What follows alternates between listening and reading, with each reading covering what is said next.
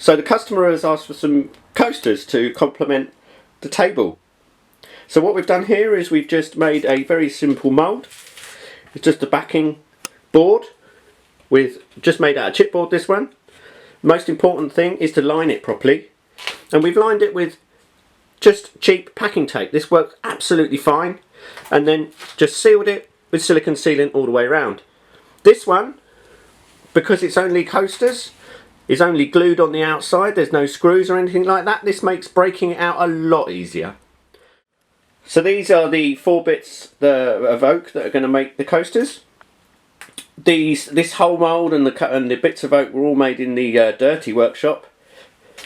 And all we need to do now is give it a quick old clean, put the bits of wood in and get pouring.